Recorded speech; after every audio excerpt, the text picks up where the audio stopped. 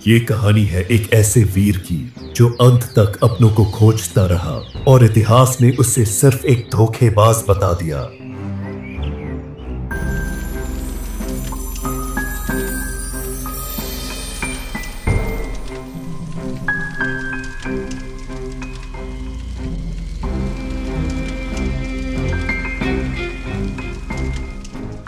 महाराज, कर्ण की दानशीलता और साहस आज भी प्रेरणा का स्रोत क्यों है?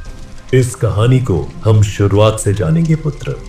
यह उस समय की बात है जब कुंती अभी युवराजी थी, नादान और अपने भीतर छिपी दिव्यता से अनजान। उन्हें क्या पता था कि एक परीक्षण इतिहास के सबसे महान योद्धा को जन्म देगा।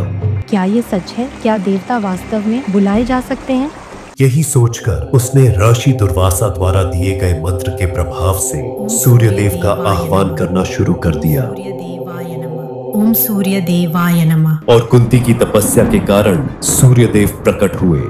हे कुंती, तुम्हारी आस्था ने मुझे खींच लाया है। तुमने मुझे बुलाया है, बताओ क्या इच्छा है?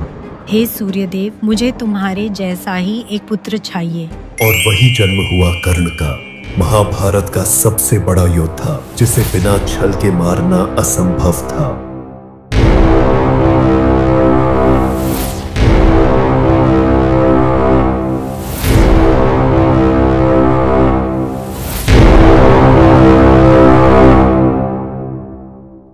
कर्ण, मैं तुझे श्राप देता हूं कि जब तुझे सबसे अधिक आवश्यकता होगी, तुम्हारे ज्ञान का स्मरण नहीं होगा। हे प्रभु, क्या सूत पुत्र होना पाप है या फिर नीचे गोत्र का होना मेरी गलती है? युद्ध में कर्ण पराजित हो, इसलिए इंद्रदेव ब्राह्मण रूप में कर्ण के पास आते हैं। हे कर्ण, मुझे तुम्हारे दिव्य कवच और कुंडल की आवश्यकता है। कर्ण समझ गए कि यह कोई साधारण ब्राह्मण नहीं है, फिर भी उन्होंने बिना किसी हिचकिचाहट के अपना कवच और कुंडल दान कर दिया। हे ब्राह्मण देव, यह कवच और कुंडल मेरे जन्म के साथ ही मिले थे, परंतु यदि आपकी इच्छा है तो मैं इन्हें भी दान में देने को तैयार हूँ।